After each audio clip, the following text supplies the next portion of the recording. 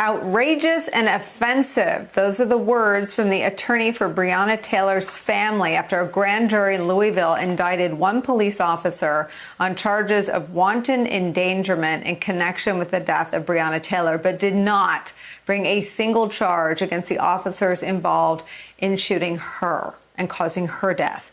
Protesters have taken to the streets of Louisville, and while they remain peaceful, the demonstrations are marked with frustration and anguish over the decision not to charge the officers involved in Taylor's death. NBC News correspondent Cal Perry's back with us from Louisville. Also with us, our good friend, the Rev Al Sharpton, head of the National Action Network and host of Politics Nation here on MSNBC. Donna Edwards is still here. Cal, take me inside what's happening on the streets there. We'll show you right here. So just in the last few minutes, you can see bottles being thrown at the police. The police have created this line. We are still in the same location that we were an hour ago, but now we are starting to see what is developing into a clash. You'll see more police now arriving on the scene in riot gear. It is still a relatively peaceful protest, as I said. We are definitely seeing some bottles being thrown. There has been some pepper spray used, not tear gas yet. We are keeping an eye on that. As you said, the family of Breonna Taylor now reacting. As you look at these live pictures, I want to give you some of what they said.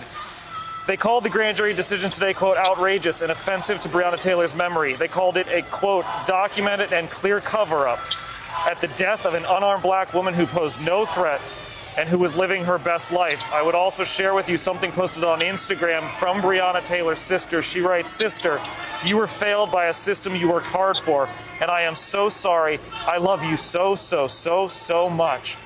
192 days ago, Breonna Taylor, say her name as a national movement, Breonna Taylor was killed in her apartment by police. Nicole, we have talked about this. It has led to this moment. This city is at the same time not surprised and shocked, and I think people feel in many ways helpless. How could this happen? And we've been talking to people who have said that.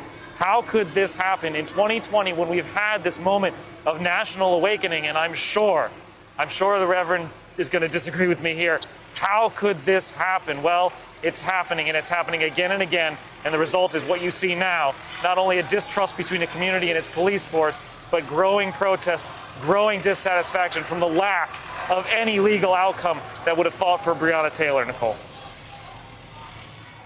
Cal, stick with us through this segment. I'm going to bring in the aforementioned Rev Sharpton. Rev, the floor is yours. All of your thoughts, any of your thoughts.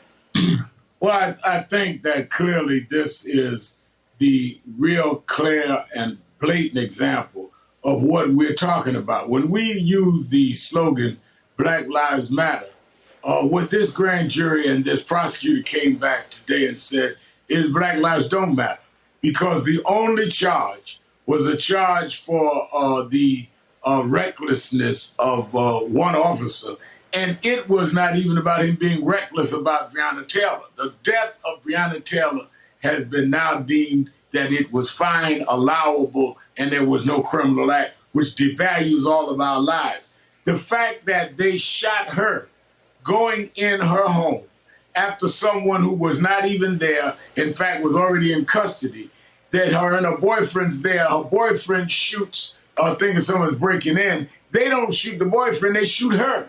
If that's not some kind of manslaughter charge at minimum, then I don't know what is. I think that this clearly is an example of why we need federal laws and why we cannot trust to continue to go to state attorneys who operate hand in glove with the police. I also think what is important to raise here is that I would hope that the energy that we get out of the anger, and I'm angry and outraged about that, but that we direct that energy toward voting so that Mitch McConnell, who's the mentor to this prosecutor, and others will have to face voters on a system they uphold. We could usually say, Nicole, we'll go to the feds, but to go to William Barr is an exercise in futility.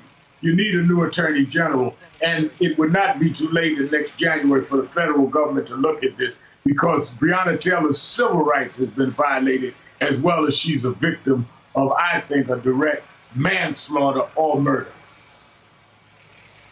Hey there, I'm Chris Hayes from MSNBC. Thanks for watching MSNBC on YouTube. If you want to keep up to date with the videos we're putting out, you can click subscribe just below me or click over on this list to see lots of other great videos.